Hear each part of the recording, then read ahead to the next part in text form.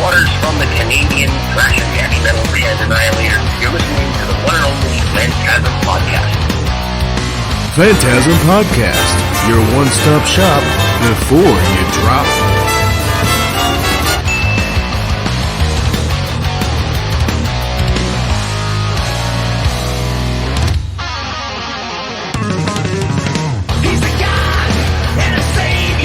Gorechrist, FANTASM Podcast. This is really awesome. We have Jeff Waters from Annihilator, got Ballistic Statistics coming out January 24th, this Friday on Silver Lining Music. Really looking forward to this, man. How are you? Very good, thanks. Having a good, relaxing time here in the UK, of all places, and that's kind of strange for people that know me because I'm a Canadian. What am I doing over here? But, hey, got married, having fun over here and having a good life. So, congratulations. Glad to talk to you. Thanks. And then Ballistic Statistic, before we get into that, I want to say Alice in Hell is one of my favorite records ever, and then Neverland turned 30 this year, so that's pretty exciting. Yeah. Well, the crappy part is I was turning 30. I'm turning 54. But, right.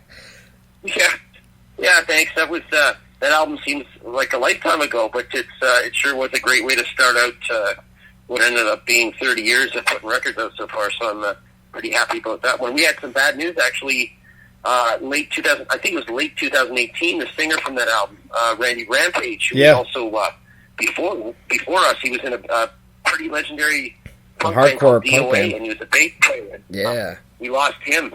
He had a heart attack, but other than that, it's been a pretty good last couple of years. Oh, yeah. Yeah, DOA was great, very iconic, They were kind of like, people said they were kind of like the first, like, hardcore punk band. At least they were, like, credited as, like, changing the style of it and everything. So I always kind of admired them, Pretty cool. A lot of people didn't know they were from Canada that I talked to later, and I had to redirect them and say, no, they were from the west coast of Canada. Yeah.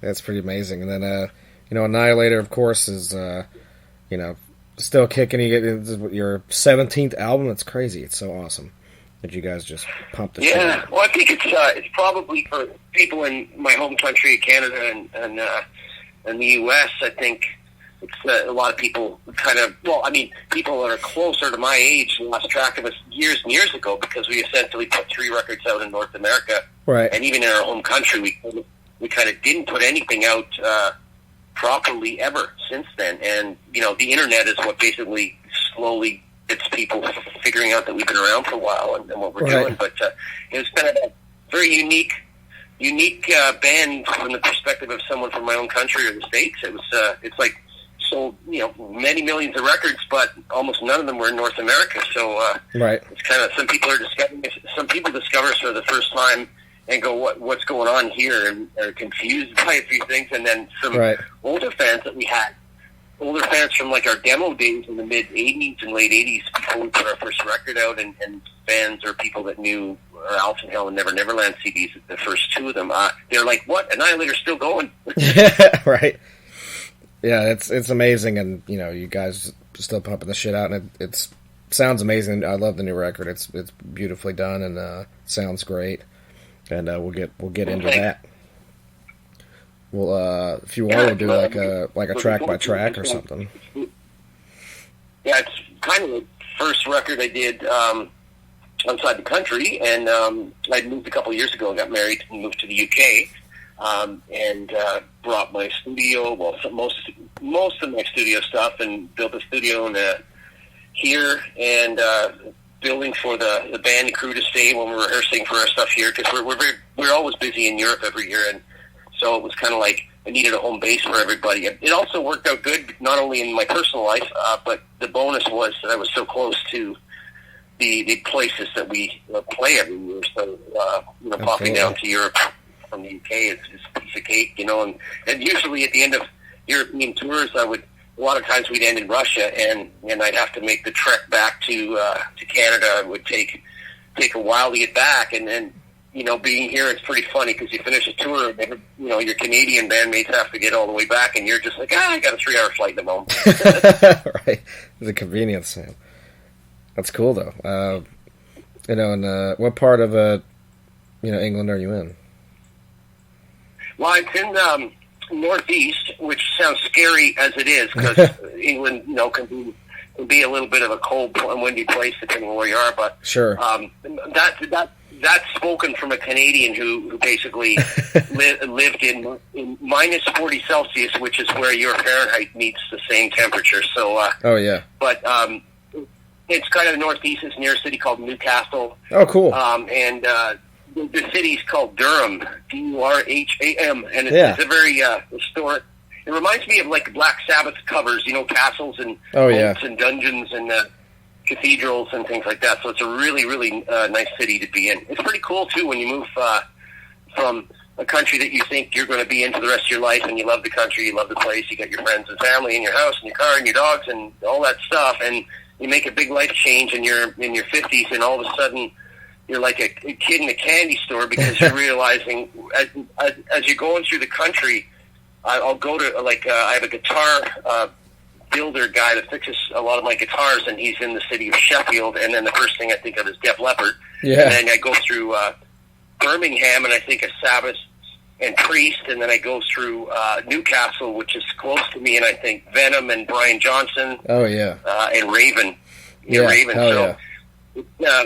And that's not London. That's in different cities. So it's quite a cool historic kind of thing for me to even be here. So I got lots of years of exploring to do over here.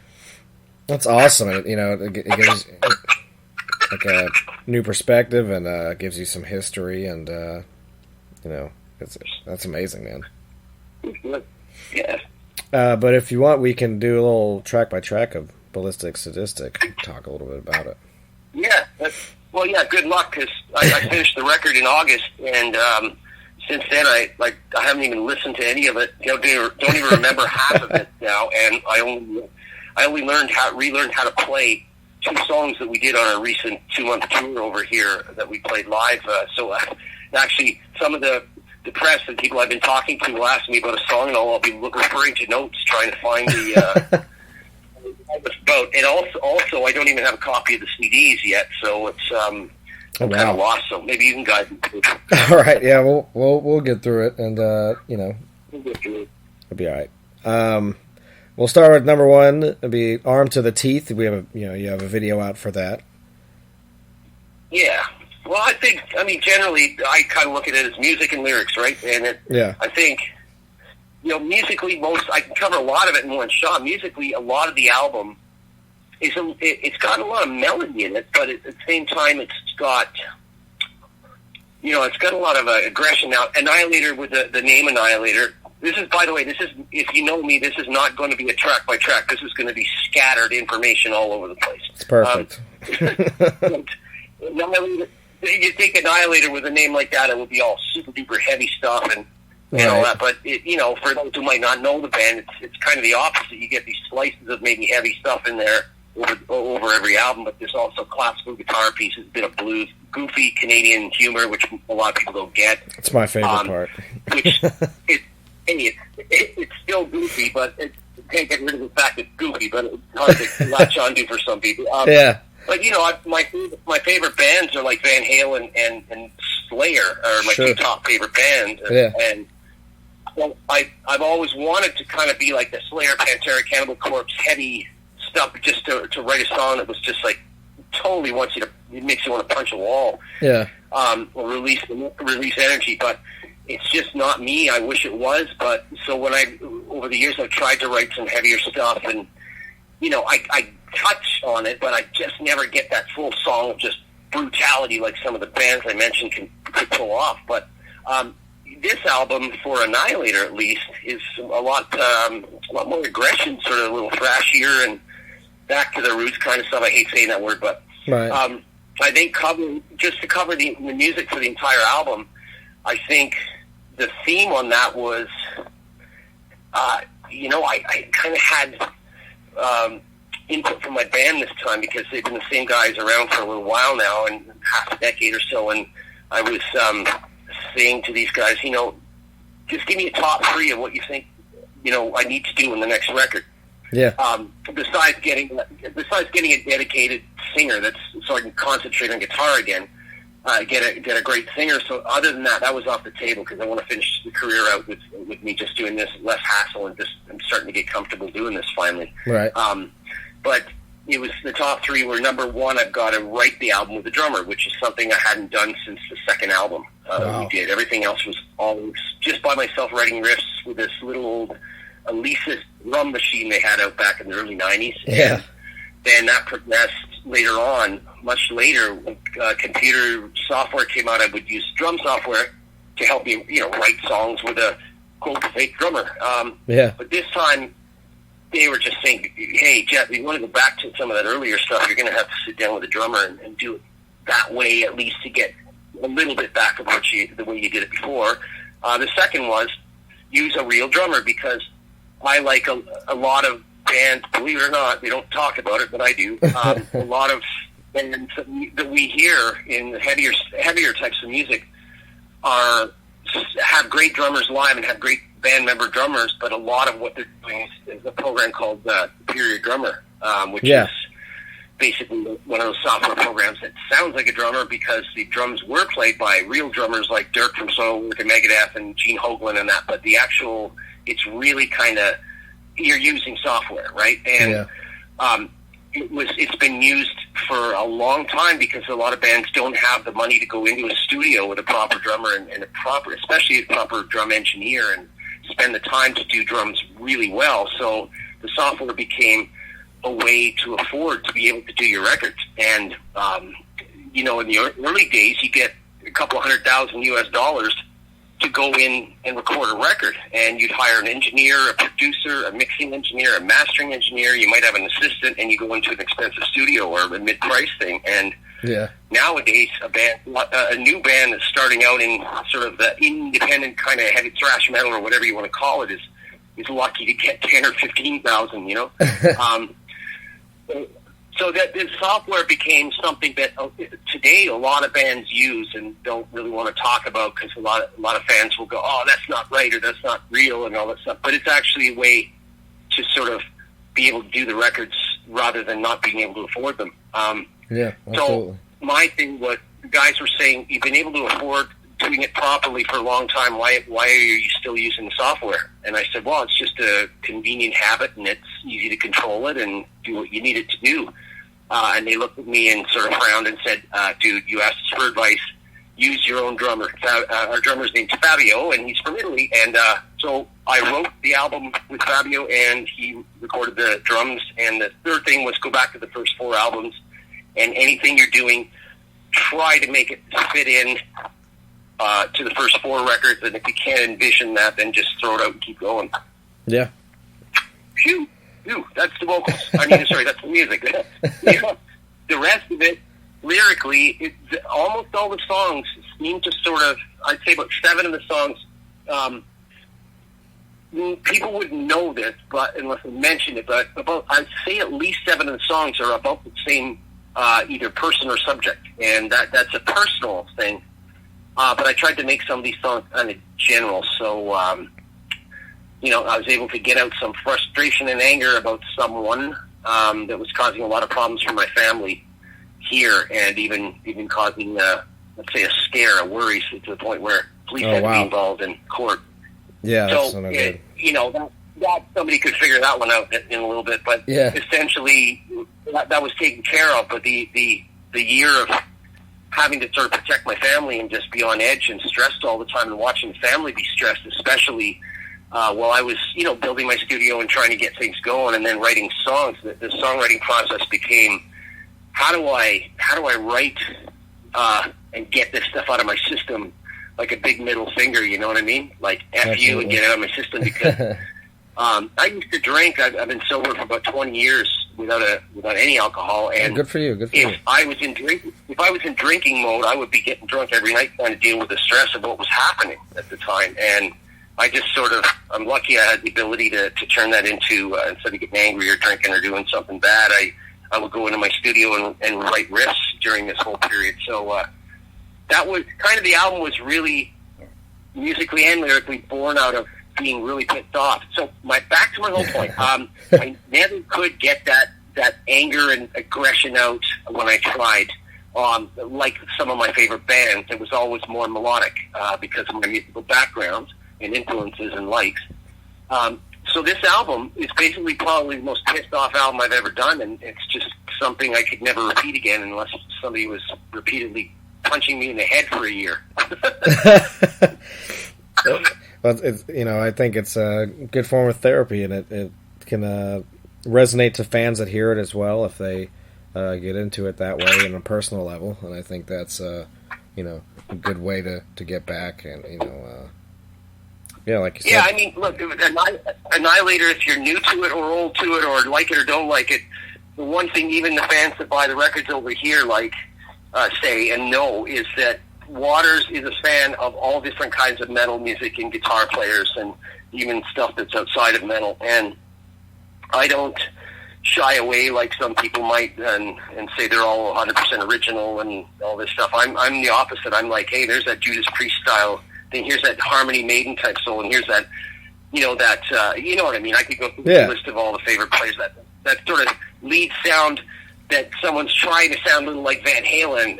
Or here's that, Gary Holt Exodus, Rick Hanolt Exodus style riff. I don't shy away from saying where I get stuff. The key is to not rip it off. It's more like it's just Annihilator's a combination of like the 50 bands and guitar players that I've loved since I was a kid, and sometimes I get real close to those influences and try not to really step over a line, and sometimes the way I put it all together sounds more like this Waters guy. So it's kind of like it's not Annihilator when we came out.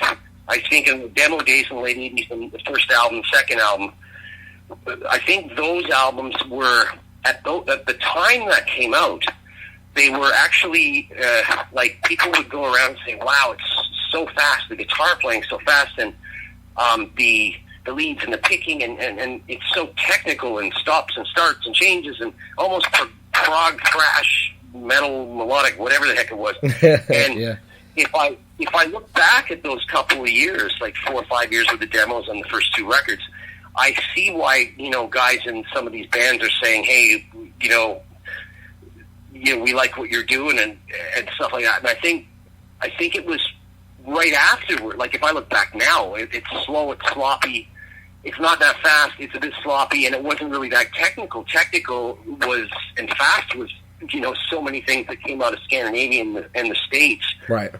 In the year 2000, and that's. Like, I see those bands. I saw those bands come out, and I would laugh at my own playing. I would go, I ain't fast. I tell everyone, dude, I'm not that fast. And then, technically, well, definitely, Annihilator doesn't hold a candle to Meshuggah to all these other bands that would come out. But at the time it came out, I don't think many people were actually playing that kind of cross between weird. I don't know. It was just weird. Bands were at that time in the kind of music genre I was supposed to be in was either doing this thrash metal, well, like Exodus, or that and you had a bit of speed, like the Fats Motorheads, like the Exciters and the Razors, the Canadian bands. Oh yeah. Or you had the first Metallica, Exodus, Anthrax, Slayer kind of stuff. But when I came out, it was like some people were going, "Well, wait, there's this melodic guitar going on. The guy's playing blues. Like, what's going on here?" So, in a couple of years, I had those first two albums were in there as almost an original thing. But then that was it. After that, it was more of for me, it was like a celebrate. I'd sort of done my couple of years where I thought, okay, those are the ones I've done that I'm really proud of, and the ones after I better be proud of. But I'm going to sort of not be this 8 hours a day practicing guy sitting in my room trying to make up stuff and get too original. I just wanted to go, basically it sounds cheesy, I want to go out and rock and just go have fun on stage and go enjoy life. And I don't mean cars and vacations and sitting on my ass. I mean getting out on the road and out of the practice room and the studio and all that, and just get out there and tour and stuff. And that's what I've basically been doing is you go back and you do a record from start to finish, maybe takes you 4 months. You do a bit of setup and waiting for the record, and then we usually hit about 3 months in Europe and summer festivals. It's amazing. And was watching the other day, actually, the 2015 Vakken that you guys did, and it's awesome. I love that performance you guys did. Cool. Yeah, you realize now there's no point in asking me questions, right? Yeah. But I do want to say one thing. I love that on Dressed Up for Evil you got John Gallagher from Raven. I thought that was the coolest thing. Yeah, he's living in Florida for years with his brother, but he of course was a Newcastle kid, and it's incredible. Just he comes up here for Christmas and maybe in the summer sometimes, and he that's awesome. He pops up here once in a while, and I grabbed him for a little band, her name's Cat, and not to be confused with New York's Great Cat on Roadrunner back in the 80s, but the two of them came in the studio here, and it was did all the backup singing on the record, so I'm yelling and all that stuff. So it was really, really cool because I have my own memories of being a kid in Ottawa, Canada, a teenager, and when songs like when the going get tough, the tough get going, and these Raven songs were out for a couple of years. My friend and I that were listening to this music would just go to the airport every Sunday night and smoke something that was illegal and watch airplanes take off and land and listen to the Raven albums. Oh, that's so cool. Yeah, that's a really nice treat for the album, and we're Raven fans too, so that was really cool to see collaboration on that. Awesome. And then lastly, we talk about horror as well on here. You have some favorite horror movies? Yeah, I mean, I'm kind of a movie fan. I don't know, you get me in the spot here, but, I'm just walking around my studio, and I got The Nun, I got It. That was got good. These masks, I got Nun, It, Hellraisers, there's just so many. I keep, for some reason, I keep saying District 9, but that's not a horror movie. I kind of pretty much consumed every, over here in England at least. Well, we got Netflix like everybody does. There's Prime Video or whatever, which would be, Amazon, I guess. I think my wife and I have just devoured every single horror movie that wasn't horrendous. Like, I don't like I don't like the cheesy ones. Like, I like Evil Dead. The series, when it came out on TV a few years ago, was cool, and I like the most recent Evil Dead one, whereas a lot of my friends would like the originals, Right. I don't know. I'm just a fan of kind of any good movie. Absolutely. Well, man, this has been absolute pleasure talking to you, and I'm really happy for you, where you are in life, and that this album's coming out in a couple days. It's very exciting, and I'm really appreciative. Hope I get to come down there and play some shows in the States there next year. That would be fantastic if we could finally pull that off again. Absolutely. And Ballistic Statistics comes out January 24th, Silver Lining Music. Do you have anything else you'd like to plug? Yeah, just, anybody that's heard of us or hasn't heard of us, just give us a little listen. That's the beauty of the internet, of course. We can audition stuff and go, it sucks, or I love it. So, just give it a shot. Give it a chance. There's a lot of good metal bands out now, good releases. So coming out this year, I believe. So what the hell? Just give it a shot and see if it's for you. If not, well, hey, there's lots of good bands out there. That's right. This is a hell of a start to the year. I'm really excited about it. Thank you so much, man. This has been awesome. And best of luck to you. We hope to see you in the States sometime. And enjoy relaxing and doing your thing. Right on. Well, have a good night. Hey, you too. Thank you so much, man. Well, we sure hope you enjoyed your time at Phantasm. Thanks for stopping by. And remember, we're always watching. Put on your best suit, pick out your tie, cover up the wounds, a devil in disguise.